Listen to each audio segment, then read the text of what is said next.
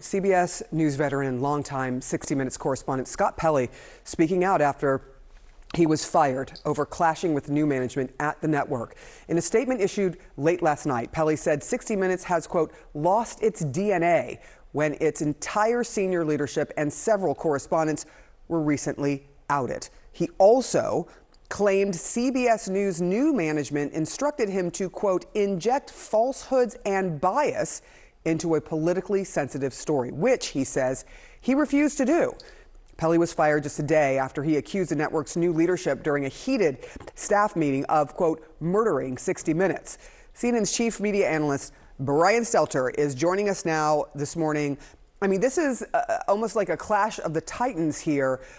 He is well respected for his work, and he clearly shows no respect to those who are running 60 Minutes now. What did you learn?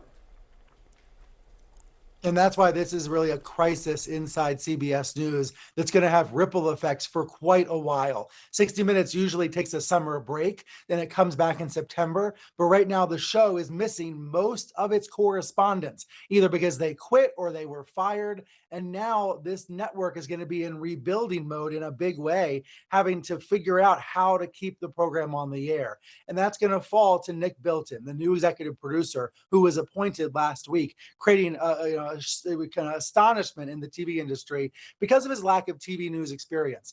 Bilton's a former tech reporter, a filmmaker.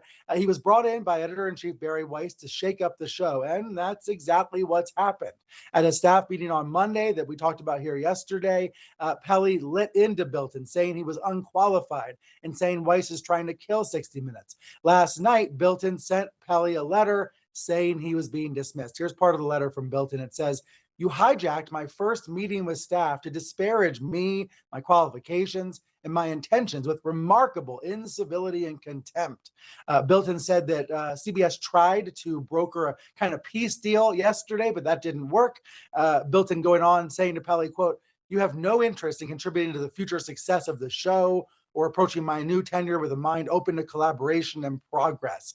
So Pelley terminated, and notably, the letter says he's been terminated with cause, which means his contract gets ripped up. This is probably going to cause a legal battle where Pelley might lawyer up and start to send legal threats to CBS. But overnight, Pelley did send me a statement, and he said that he stands by his comments about management. He believes management is incompetent and inexperienced.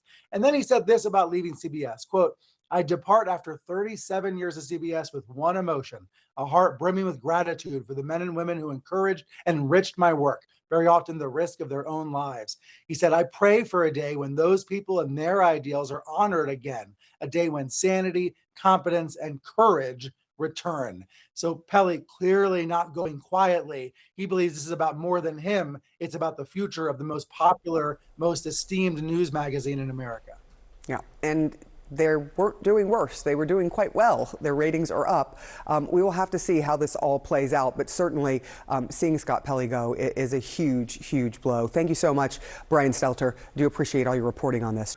And in the last hour or so, Brian added to his reporting that Bari Weiss, has addressed the termination of Scott Pelley on a network morning call. She said, and I quote here, "I know I speak for myself and I hope I speak for everyone here when I say that I'm only interested in working in a newsroom that is built on trust and mutual respect. We cannot do our work without it." That foundation was broken on Monday. And despite our attempts to engage with Scott Pelley and find a way back, unfortunately, we weren't able to do so. And so we had to part ways. She went on to say, "We did not want that to happen, but that's the path that he chose."